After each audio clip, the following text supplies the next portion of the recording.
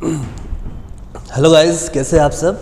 मैं आशा करता हूँ आप सब ठीक ही रहे होंगे। आज का जो हमारा फिजिक्स का टॉपिक रहेगा उसका नाम रहेगा प्यारे बच्चों लॉ ऑफ मोशन। ठीक है, उसमें जो टॉपिक रहेगा first Newton's law of motion. तो हेडिंग डाल लीजिएगा।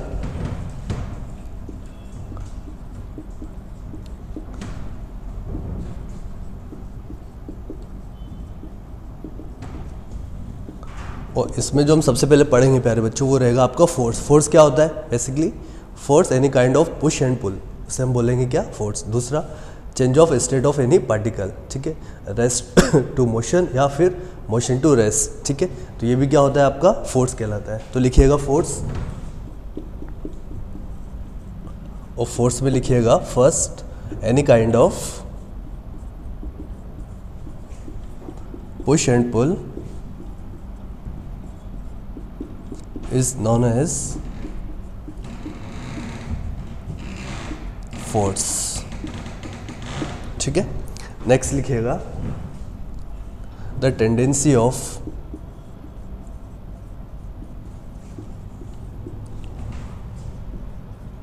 चेंज ऑफ स्टेट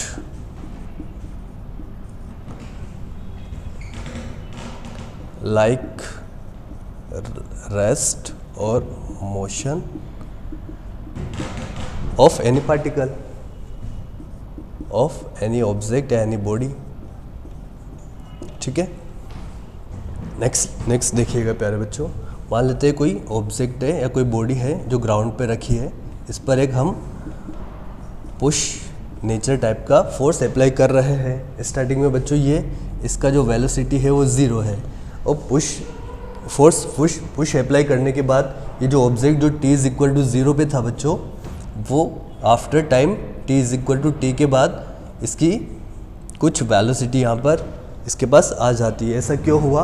क्योंकि हमने यहाँ पर एक एक्सटर्नल फोर्स अप्लाई किया जो कि इसका नेचर कैसा है? पुश के टाइप का उसका नेचर है। तो कोई भी फोर्स के द्वारा हम किसी भी रेस्ट, तो स्टार्टिंग में ये रेस्ट में है और बाद में applied by the force we change the state. Rest से किस में आ गया प्यारे बच्चों? मोशन में आ गया। सिमिलर इसका अपोजिट भी हम यहाँ पर देख सकते हैं। जैसे देखिएगा कोई ऑब्जेक्ट है, वो स्टार्टिंग में ही मोशन कर रहा था, यहाँ पर हमने एक फोर्स अप्लाई किया, बट इसका जो नेचर रहेगा वो पुल। इस बार हम इस ऑब्जेक्ट को पुल कर रहे हैं प्यारे बच्चों। क्या कर रहे हैं? पुल। तो अब देखिएगा स्टार्टिंग में ये मोशन में है ना, यहाँ पर पुल नेचर का फोर्स आपने अप्लाई किया, तो उसकी वजह से क्या हो गया? बाद में ये t इज इक्वल टू 0 की बात हम कर रहे हैं। After time t is equal to t के बाद ये जो इसकी वेलोसिटी है बच्चों वो 0 यहाँ पर हो जाती है। तो इसे आप क्या बोलोगे? रेस्ट। मोशन से किस में आ गया? रेस्ट में आ गया। तो by the use of force हम किसी भी ऑब्जेक्ट की, किसी भी बॉडी की, किसी भी पार्टिकल की रेस्ट में, स्टेट में चेंज कर सकते हैं। या तो आप रेस्ट से उसको मोशन में लेके आ सकते हो, या उसको मोशन से आप रेस्ट में लेके आ सकते हो, ठीक है। अब जो नेक्स्ट अपन पढ़ेंगे प्यारे बच्चों वो रहेगा आपका unit of force. Unit of force क्या होती है? सबको पता होगा। ऐसा यूनिट क्या होती है फोर्स की, वो यहाँ पे अपन देखते हैं।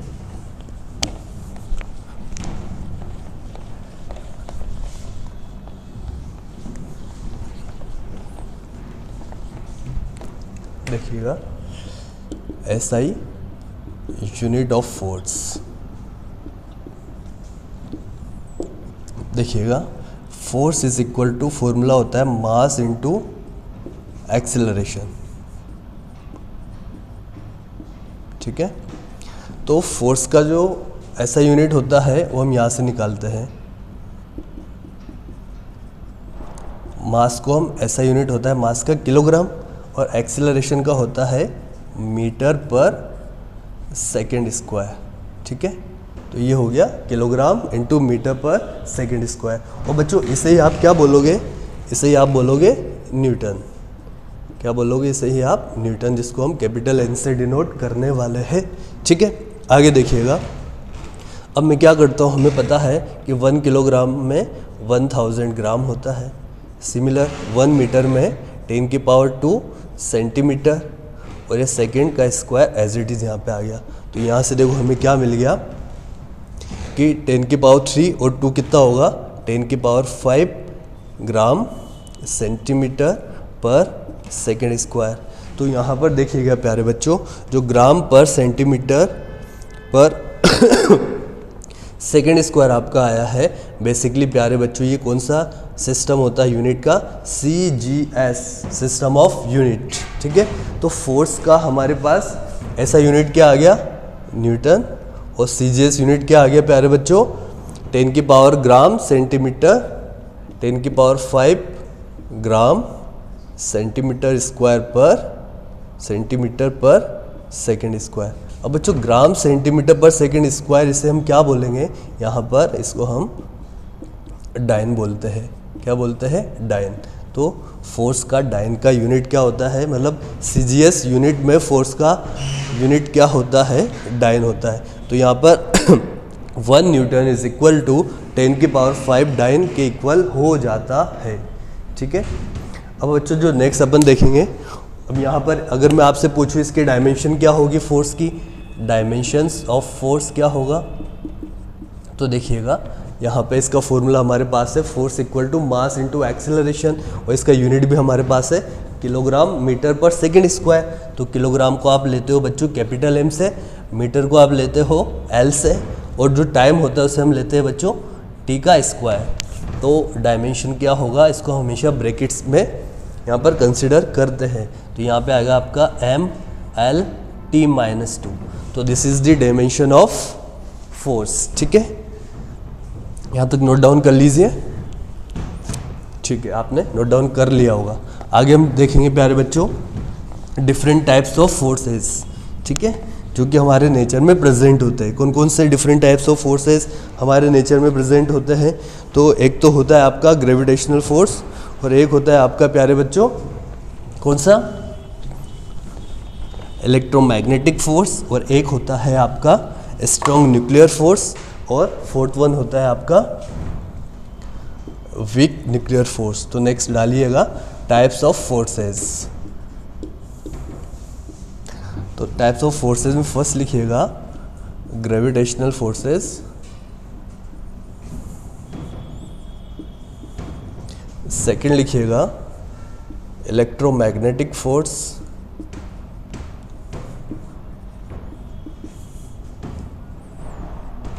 और नेक्स्ट लिखिएगा स्ट्रॉन्ग न्यूक्लियर फोर्स, और फोर्थ वन लिखिएगा प्यारे बच्चों वीक न्यूक्लियर फोर्स। ठीक है, तो ये आपके 4 टाइप्स के यहाँ पे फोर्स प्रेजेंट है बच्चों यूनिवर्स में। एक आपका ग्रेविटेशनल फोर्स हो गया, एक आपका इलेक्ट्रोमैग्नेटिक फोर्स हो गया, और next strong and next one weak nuclear force. ठीक है, ग्रेविटेशन फोर्स की बात मैं करूँ तो इसका जो नेचर रहेगा वो हमेशा रहेगा अट्रैक्टिव इन नेचर। ठीक है, और इलेक्ट्रोमैग्नेटिक फोर्स ये क्या होता है बच्चों? जितने भी कॉन्टैक्ट फोर्स होते हैं आपके यूनिवर्स में, जितने भी कॉन्टैक्ट फोर्स है, मतलब 2 बॉडीज़ यहाँ पर एक दूसरे को टच करेगी तो वहाँ पर जो फोर्स प्रेजेंट होगा उसे आप क्या बोलोगे? Electromagnetic force. और स्ट्रॉन्ग न्यूक्लियर फोर्स क्या होगा? जो कि जैसे कि मैं बात करूँ न्यूक्लियस का इलेक्ट्रॉन्स पर जो फोर्स होता है वो किस टाइप का फोर्स होता है? Strong nuclear force. ठीक है, और आपका जो वीक न्यूक्लियर फोर्स रहेगा उसकी जो रेंज रहने वाली है प्यारे बच्चों वो क्या रहेगी? वो कम रहेगी। किसके कंपैरिजन में? स्ट्रॉन्ग न्यूक्लियर फोर्स के कंपैरिजन में। अभी हम इनके बारे में है इतनी ही आपको मैं नॉलेज देना चाहता हूँ। इसके बारे में हम चैप्टर के लास्ट में आपको और भी बातें मैं बताऊँगा। इसके बाद हम जो देखेंगे वो देखेंगे एक्सीलरेटिंग बॉडीज़ के बारे में। ठीक है, तो नेक्स्ट टॉपिक डालिएगा एक्सीलरेटिंग बॉडीज़।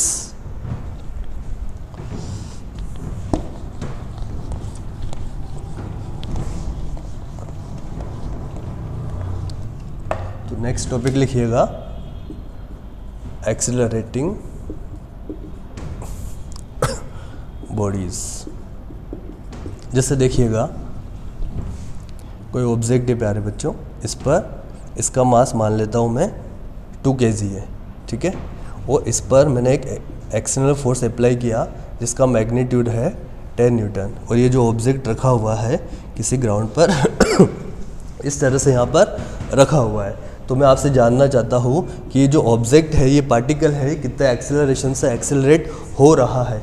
तो मैं सिंपल मैं बता सकता हूँ कि देखिएगा इसका अगर मैं फ्री बॉडी डायग्राम बनाऊं तो नीचे की तरफ क्या लग रहा होगा, वेट लग रहा होगा या ग्रेविटेशनल फोर्स लग रहा होगा जो कि इसके वेट के बराबर होता है। उसका मैग्नीट्यूड क्या होगा, मास इंटू जी के बराबर। मास कितना है इसका 2 है, जी कितना होगा आपका 10, तो यहाँ से आपके पास वेट आ गया इसका 20 न्यूटन। सिमिलर अगर मैं इसके नॉर्मल फोर्स की बात करूँ तो इस पर लगने वाला जो नॉर्मल फोर्स होगा वो किसके वो वेट ऑफ दी ऑब्जेक्ट के बराबर होगा, तो इसका मैग्नीट्यूड भी क्या होगा 20 न्यूटन। तो इसका मतलब वर्टिकल डायरेक्शन में जो फोर्स लग रहा है वो यहाँ पर इसका मैग्नीट्यूड 0 है, तो इसका जो नेट फोर्स लग रहा है वो सिर्फ हॉरिजॉन्टल डायरेक्शन में ही अप्लाइड हो रहा है। तो इसका जो नेट एक्सेलरेशन आने वाला है वो भी आपका फॉरवर्ड डायरेक्शन में ही आने वाला है। तो वो कितना आएगा उसका मैग्नीट्यूड फाइंड आउट करते हैं प्यारे बच्चों। तो फोर्स इक्वल टू आपका होता है मास इंटू एक्सेलरेशन, ये 10 के बराबर दिया हुआ है। मास ऑफ द बॉडी आपका गिवन है 2 kg, तो यहाँ से एक्सेलरेशन कितना आएगा आपका इज इक्वल टू 10/2 न्यूटन पर kg। तो यहाँ से आप इसको सोल्व करोगे प्यारे बच्चों तो न्यूटन को आप क्या लिखोगे, किलोग्राम मीटर पर सेकंड स्क्वायर, ये आपका kg। जब इसको सोल्व करोगे तो एक्सेलरेशन आपका आएगा 5 मीटर पर सेकंड स्क्वायर। ठीक है, तो यहाँ पर ये जो ऑब्जेक्ट है 5 मीटर पर सेकंड स्क्वायर के एक्सेलरेशन से एक्सेलरेट हो रहा है इन अ फॉरवर्ड डायरेक्शन में। सिमिलर अगर मैं नेक्स्ट एग्जांपल यहाँ पे लूँ प्यारे बच्चों, तो जैसे देखिएगा ये कोई ऑब्जेक्ट है, इस पर किसी थीटा एंगल पर 20 न्यूटन फोर्स लग रहा है और यहाँ पर थीटा की वैल्यू मैं कंसीडर कर रहा हूँ 37 डिग्री। तो देखिएगा तो सबसे और इसका मास वापस से कितना है 2 kg है और ये ग्राउंड पर इस तरह से यहाँ पर इसका पोजीशन दिया हुआ है। सिमिलर अब मुझे आप बता दोगे कि ये जो ऑब्जेक्ट है इसका एक्सेलरेशन कितना है, तो अपन निकाल लेते हैं प्यारे बच्चों। देखिएगा सबसे पहले मैं इसका फ्री बॉडी डायग्राम बनाता हूँ, तो डाउनवर्ड डायरेक्शन में इसका वेट कितना होगा 20 न्यूटन mg। सिमिलर इसका जो n होगा वो कितना होगा, उसको अभी मैं आपको बताता हूँ। अभी अपन इसको n ही रखते हैं प्यारे बच्चों। अब आगे देखिएगा ये जो एक्सटर्नल फोर्स इस पर लग रहा है ये 20 न्यूटन के बराबर है। अगर मैं इसके कंपोनेंट्स हॉरिजॉन्टल डायरेक्शन में और वर्टिकल डायरेक्शन में लेता हूँ तो देखिएगा कितना आएगा, तो हॉरिजॉन्टल डायरेक्शन का कंपोनेंट आएगा 20 cos 37 डिग्री और cos 37 का वैल्यू होता है प्यारे बच्चों 4/5, तो ये आ गया आपका 16 न्यूटन के बराबर। तो हॉरिजॉन्टल कंपोनेंट ऑफ फोर्स क्या हो गया 16 न्यूटन। सिमिलर इसका जो वर्टिकल कंपोनेंट होगा वो क्या आएगा आपका 20 sin 37 डिग्री। ठीक है, और 37 का वैल्यू sin 37 डिग्री का वैल्यू होता है 3/5, तो यहाँ से आपके पास कितना आ गया 12 न्यूटन। तो वर्टिकल डायरेक्शन में 12 न्यूटन लग रहा है और इसका हॉरिजॉन्टल डायरेक्शन में जो एक्सटर्नल फोर्स लग रहा है उसका वैल्यू कितना है 16 न्यूटन यहाँ पर है। ठीक है, अब देखिएगा इसका जो वर्टिकल डायरेक्शन में नेट एक्सेलरेशन है वो 0 है। ये ऑब्जेक्ट है बच्चों सिर्फ ये हॉरिजॉन्टल डायरेक्शन में ए एक्सेलरेशन से एक्सेलरेट कर रहा है, तो इसका मतलब इसका जो वर्टिकल डायरेक्शन में जितने भी फोर्स लग रहे हैं वो सब क्या है vertical force is equal to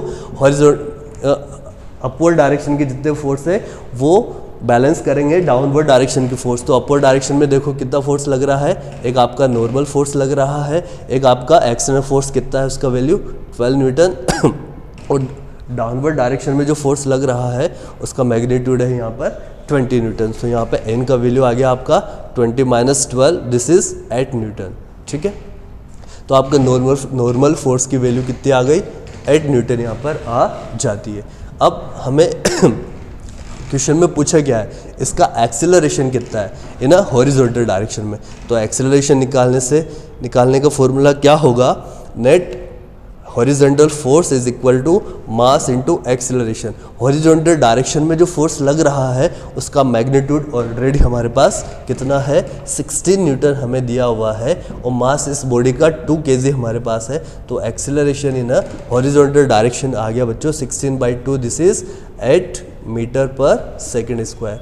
ठीक है, यहाँ तक आप नोट डाउन कर लीजिए। आई होप आपको यहाँ तक समझ में आ गया होगा, है ना। इसके बाद अपन देखेंगे प्यारे बच्चों क्या नेक्स्ट टॉपिक, नेक्स्ट जो प्रॉब्लम हम देखेंगे यहाँ पर, जब एक बॉडी दूसरी बॉडी से कनेक्ट होगी तो उस पर लगने वाले जो फोर्स होंगे वो किस तरह से यहाँ पर वेरी करेंगे। ठीक है,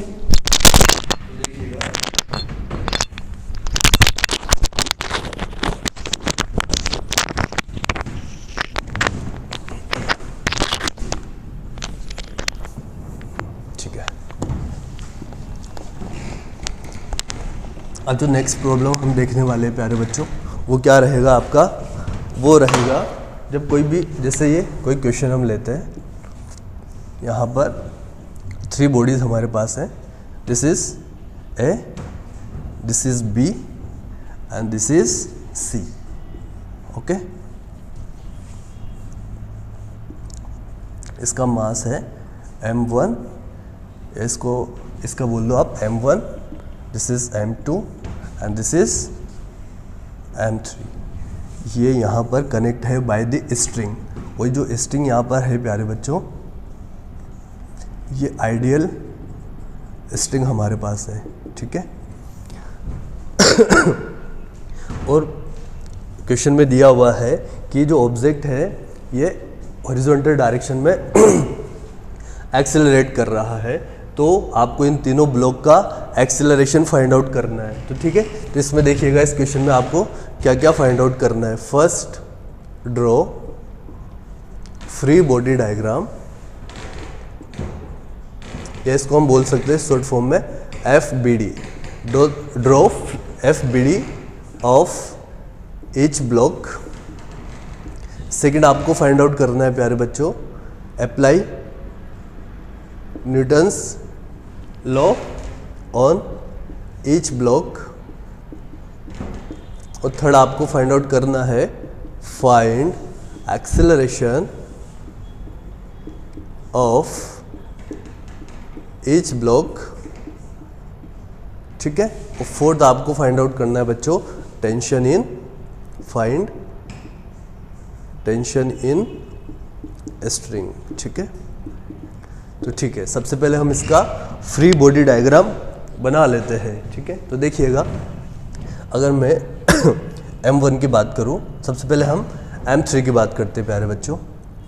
तो यहाँ पे देखिएगा डाउनवर्ड डायरेक्शन में वेट लग रहा होगा mg, सिमिलर अपवर्ड डायरेक्शन में नॉर्मल फोर्स आ रही होगी कितनी, m3g के बराबर। ठीक है ना, और इसका जो एक्सेलरेशन होगा क्वेश्चन में दिया हुआ है कि हॉरिजॉन्टल डायरेक्शन में ये पूरा सिस्टम मूव कर रहा है, तो उसका एक्सेलरेशन भी क्या होगा, a होगा। ठीक है, सिमिलर देखिएगा, क्योंकि बच्चों क्यों कर रहा है, क्योंकि इस पर external force capital F applied हो रहा है, ये हमें क्वेश्चन में गिवन है। तो इस F की वजह से ये जो ब्लॉक है यहाँ पर, ये भी एक्सेलरेट कर रहा होगा। ठीक है, तो आगे देखिएगा, यहाँ पर अब ये जो ब्लॉक है ये स्ट्रिंग से कनेक्ट है, तो इसमें क्या आएगा, टेंशन आने वाली है, दिस इज T।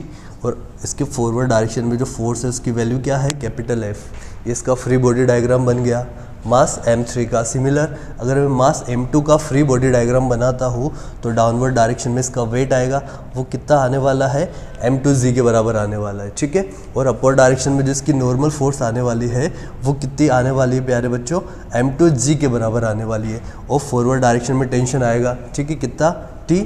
और जो ये नेक्स्ट स्ट्रिंग है इसके द्वारा भी इस पर टेंशन लगाया जा रहा होगा, जो कि T डैश इसका वैल्यू होगा। ये आपका ब्लॉक B का भी फ्री बॉडी डायग्राम हमने बना लिया है। सिमिलर अगर मैं बात करूँ ब्लॉक M1 की या ब्लॉक A की, तो इसका फ्री बॉडी डायग्राम क्या होगा, सॉरी इसका एक्सेलरेशन होगा फॉरवर्ड डायरेक्शन में। ठीक है, आगे सिमिलर इस पर टेंशन लग रही होगी फॉरवर्ड डायरेक्शन में, सिमिलर इसका वेट होगा M1g डाउनवर्ड, और इसका नॉर्मल क्या होगा, M1g के इक्वल होगा, और इसका नेट एक्सेलरेशन फॉरवर्ड डायरेक्शन में हमारे पास आ जाएगा। ये तीनों ब्लॉक्स के हमने क्या बना लिए बच्चों, FBD यहाँ पर ड्रॉ कर लिए हैं। अब आपको क्या करना है बेसिकली, नेक्स्ट हमें applied Newton's law of motion यहाँ पर इन तीनों ब्लॉक्स पर हम अप्लाई करने वाले हैं। तो देखिएगा वन बाय वन हम इन पर न्यूटन्स लॉ ऑफ मोशन की इक्वेशंस को अप्लाई करते हैं। वो क्या बोलता है कि हॉरिजॉन्टल डायरेक्शन में लगने वाले नेट फोर्स इक्वल करेंगे, सिमिलर वर्टिकल डायरेक्शन में लगने वाले नेट फोर्स एक दूसरे को बैलेंस करेंगे। ठीक है, तो जैसे देखिएगा मैं ब्लॉक फर्स्ट इसकी बात करूँ, ब्लॉक C की बात करूँ, तो देखिएगा इसमें हॉरिजॉन्टल डायरेक्शन में फोर्स लग रहा है F और इसकी बैकवर्ड डायरेक्शन में लग रहा है T और इसका नेट एक्सीलरेशन है बच्चों फॉरवर्ड डायरेक्शन में A। तो नेट क्या होगा F minus T is equal to mass of the block into acceleration. तो देखिएगा क्या आएगी equation number 1 F minus T this is T is equal to m3 into A। This is equation number 1। अगर मैं इसकी इक्वेशन लगाऊँ बच्चों vertical direction के जो फोर्सेज है वो तो एक दूसरे को क्या कर रहे हैं, वो कैंसिल आउट कर रहे हैं, ठीक है। जो वेट है वो नॉर्मल से यहाँ पे बैलेंस हो रहा है, तो वर्टिकल डायरेक्शन में कोई भी हमारे पास एक्सेलरेशन नहीं है, ठीक है, जीरो एक्सेलरेशन बोल सकते हैं अपन। सिमिलर अगर मैं ब्लॉक बी की बात करूँ तो देखिएगा इसमें भी सिमिलर वर्टिकल डायरेक्शन में नेट फोर्स जीरो है तो एक्सेलरेशन भी जीरो रहेगा। तो सिमिलर जो नेट एक्सेलरेशन रहेगा वो सिर्फ फॉरवर्ड डायरेक्शन में ही रहने वाला है। तो क्या रहेगा वो T minus T dash is equal to mass of the block 2 multiply A, ठीक है। This is equation number 2। Similar अगर मैं ब्लॉक ए पर भी न्यूटन्स लॉ अप्लाई करूँ तो देखिएगा क्या आएगा, नेट फोर्स है फॉरवर्ड डायरेक्शन में, एक्सेलरेशन भी है फॉरवर्ड डायरेक्शन में, तो T dash is equal to आएगा mass of the block into acceleration, ठीक है। ये 3 इक्वेशंस हमारे पास आ गई है। अगर आप तीनों इक्वेशंस को ऐड करोगे प्यारे बच्चों तो देखिएगा क्या आएगा हमारे पास रिजल्ट। तो जब तीनों को ऐड करोगे तो माइनस टी से प्लस टी यहाँ पे कैंसिल आउट होगा। सिमिलर माइनस टी डैश से प्लस टी डैश भी यहाँ पर कैंसिल आउट होने वाला है। तो हमारे पास जो नेट रिजल्ट आने वाला है वो क्या आएगा, F is equal to m1 plus m2 plus m3 this is multiply A। तो यहाँ से एक्सेलरेशन की वैल्यू क्या आ गई, F upon m1 plus m2 plus m3, ठीक है। तो this is the net acceleration of this block. अब नेक्स्ट हमसे पूछा है क्या, find the acceleration of each block. तीनों ब्लॉक्स का एक्सेलरेशन A ही रहने वाला है, तो यहाँ पे हमने इसको भी फाइंड आउट कर लिया है। अब जो नेक्स्ट हमें फाइंड आउट करना है वो क्या है प्यारे बच्चों, टेंशन, ठीक है। जो टेंशन यहाँ पे लग रही है T और T डैश की वैल्यू हमें फाइंड आउट करनी है। तो वो देखो कैसे करेंगे अपन।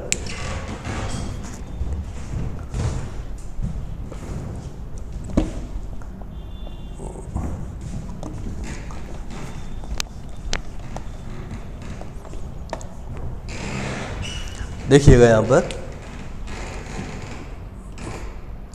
फर्स्ट इक्वेशन क्या थी हमारे पास, F minus T is equal to m3 into A का वैल्यू क्या था हमारे पास यहाँ पर, F upon m1 plus m2 plus m3 के बराबर, ठीक है। तो यहाँ से हमारे पास देखिएगा क्या आएगा, T का वैल्यू क्या आ गया, F minus m3 into F upon m1 plus m2 plus m3, ठीक है। तो यहाँ से देखिएगा आप T का वैल्यू क्या आ गया आपका, F अपॉन, यहाँ से अगर आप एलसीएम लेने वाले हो तो देखिएगा m2 प्लस m3, ठीक है। तो यहाँ से F कॉमन आने वाला है, ये आएगा F1 plus m2 plus m3 minus m3, ठीक है। तो यहाँ से आपका टेंशन आ गया प्यारे बच्चों, m3 से m3 कैंसिल होने वाला है, तो यहाँ से m1 plus m2 upon m2 plus m3 this is the value of tension, ठीक है। तो ये आपका T का वैल्यू आ गया बच्चों, ठीक है। और यहाँ से इस वाली इक्वेशन हमारे पास जो इक्वेशन नंबर 3 थी वहाँ से हम टी डैश की वैल्यू भी निकाल सकते हैं। T dash is equal to क्या था, m1 इंटू A का वैल्यू हमारे पास क्या है, F upon m1 plus m2 plus m3 this is the value of T dash, ठीक है।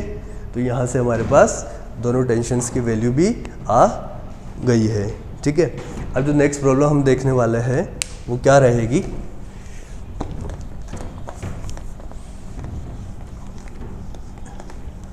अब अपन ऐसा करते हैं ए वुड प्रॉब्लम देख लेते हैं।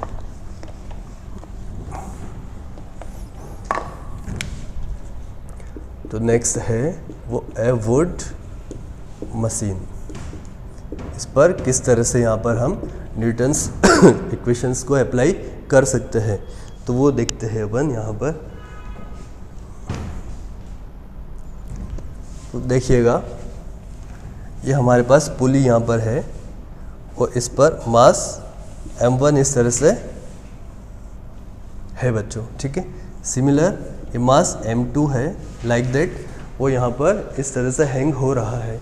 सिमिलर ये जो पुली है ये यहाँ पे फिक्स्ड है प्यारे बच्चों, ठीक है, यहाँ पर ये फिक्स्ड है और ये हमारे पास सिस्टम दिया हुआ है। अब आपको इस सिस्टम में क्या निकालना है और इसमें दिया हुआ है कि मास m1 ज़्यादा है आपका मास m2 से, ठीक है।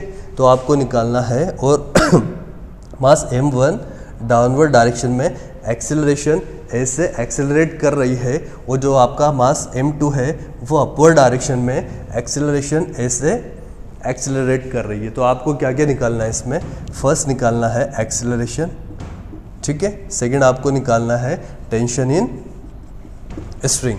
यहाँ पे जो स्ट्रिंग गिवन है वो भी आइडियल स्ट्रिंग हमारे पास है, ठीक है। तो देखिएगा इसका सबसे पहले हम क्या करते हैं, फ्री बॉडी डायग्राम यहाँ पे ड्रॉ करते हैं। तो देखिएगा क्या आएगा अगर मैं m1 की बात करूँ, डाउनवर्ड डायरेक्शन में आएगा m1g, अपवर्ड डायरेक्शन में इस पर लग रहा होगा टेंशन, दिस इज t, और इसका नेट एक्सीलरेशन है डाउनवर्ड डायरेक्शन में जो कि a है हमारे पास। सिमिलर जो मास m2 हमारे पास है बच्चों, उसका नेट वेट होगा m2g डाउनवर्ड डायरेक्शन में। सिमिलर इस पर जो टेंशन लगेगा वो अपवर्ड डायरेक्शन में रहेगा t, और इसका जो नेट एक्सीलरेशन रहेगा वो भी अपवर्ड डायरेक्शन में रहने वाला है, ठीक है। अब यहाँ पे अपन क्या कर देते हैं, इस पर न्यूटन्स लॉ इक्वेशंस अप्लाइड कर देते हैं कि वर्टिकल डायरेक्शन में net force is equal to mass into acceleration. तो देखिएगा नेट एक्सेलरेशन डाउनवर्ड डायरेक्शन में है, तो this force minus this force is equal to mass of this block into acceleration. तो क्या इक्वेशन हमारे पास आने वाली है, तो देखिएगा m1g minus t is equal to m1 into a1। Similar देखिएगा इस वाले ब्लॉक की बात करूँ तो नेट एक्सीलरेशन अपवर्ड डायरेक्शन में है, तो net force in upward direction multiply mass into acceleration. तो अपवर्ड डायरेक्शन में नेट फोर्स क्या होगा, t minus m2g, this is equal to mass of that block multiplication acceleration. तो इक्वेशन नंबर 1। इक्वेशन नंबर 2 क्या है, t m2g is equal to m2 into a, ठीक है। Equation number 2। जब आप इक्वेशन नंबर 1 और इक्वेशन नंबर 2 को आप ऐड करोगे प्यारे बच्चों, तो आपके पास जो मिलने वाला है वो क्या मिलेगा, देखिएगा इक्वेशन नंबर 1 और 2 को ऐड कीजिए फटाफट, क्या आंसर आता है आप बताइए मुझे। तो देखिए जब इक्वेशन नंबर 1 और 2 को ऐड करोगे तो माइनस टी प्लस टी से क्या होगा, कैंसिल आउट होगा। तो नेट इक्वेशन क्या आएगी आपके पास, m1g माइनस m2g, ठीक है। तो m1g minus m2g is equal to क्या होगा, m1 प्लस m2। तो यहाँ से जो आपका नेट एक्सीलरेशन आ गया वो कितना आ गया, m1 minus m2 upon m1 plus m2। This is your acceleration of this body, okay. Similar अब आपको टेंशन भी फाइंड आउट करना है, तो इस एक्सीलरेशन को आप किसी भी इक्वेशन में पुट कर दीजिए, आपका आंसर आ जाएगा। तो m1g minus t, equation number 1 में हम a का वैल्यू को पुट कर रहे हैं, तो देखिएगा यहाँ पर t इज इक्वल टू क्या आएगा, m1g माइनस m1a। तो यहाँ से m1 माइनस m1 a की वैल्यू को यहाँ पे पुट कीजिएगा, this is g m1 minus m2 upon m1 plus m2। जब आप इसको सोल्व करोगे प्यारे बच्चों तो देखिएगा क्या आने वाला है, m1 plus m2, this is m1g आपका कॉमन आ गया। तो ये m1 प्लस m2 माइनस यहाँ क्या बचने वाला है, देखिएगा m1 प्लस m2। तो यहाँ से देखिएगा m1 कैंसिल हो गया, तो आपके पास क्या आ रहा है, m2 प्लस m2 क्या होगा, 2m2। तो आंसर आएगा 2m1 m2 g by m1 plus m2। This is the tension of in the string, ठीक है। तो ये आपके टेंशन की वैल्यू भी हमारे पास आ गई है।